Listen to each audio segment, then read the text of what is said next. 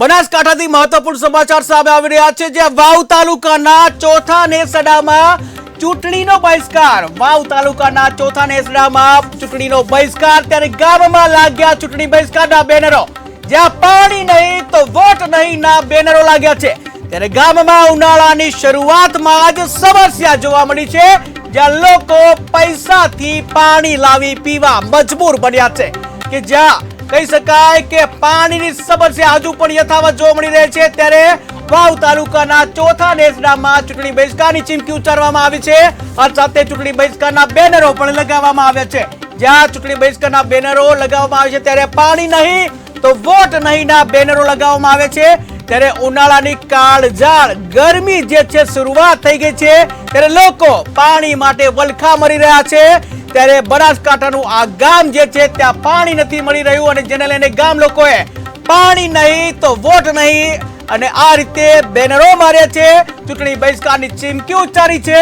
ત્યારે લોકો હાલ તો પૈસાથી પાણી લાવીને પીવા મજબૂર બન્યા છે.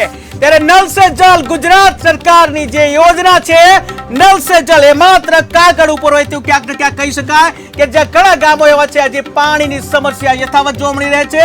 ત્યારે અહીં નહીં તો નળ કે નથી પાણી, કે જ્યાં વરવી વાસ્તવિકતા સામે આવી છે બનાસકાંઠાના વાવ તાલુકાના ચોથા નેસડામાં, કે જ્યાં પાણી નથી મળી રહ્યું. ત્યારે આ અંગે ગ્રામજનોનો આક્રોશ જોવા મળી રહ્યો છે અને તેઓએ ચૂંટણી બહિષ્કારના બેનરો લગાવી દીધા છે, જ્યાં લોકો આજે પણ પૈસાથી પાણી લાવી અને પીવા માટે મજબૂર બન્યા છે.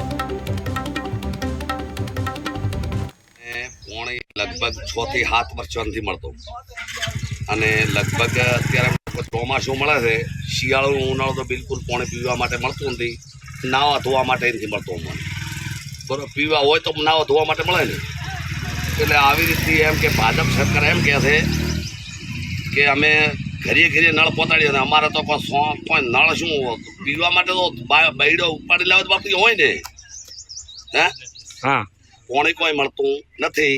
એના માટે અમે ચૂંટણીનો એમ કહો છો કે કોઈ એકે પક્ષ અમારે અહીંયા આવતો મત, બરોબર, વોટ લેવા નહીં આવવાનું. કનેસરા ગામ એકજૂથ થઈ અને ચૂંટણીનો બહિષ્કાર કરવા માટે તૈયાર છે. ગઈકાલે અમે આવેદનપત્ર પણ આપવા ગયા હતા ચૂંટણી બહિષ્કારનું. એટલે કોઈ રાજકીય નેતાઓ કે ગામમાં મત માંગવા આવવું નહીં.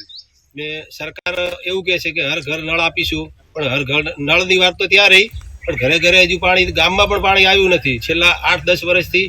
ને સરકાર એવું કહે કે બસ આવી જશે ને 1-2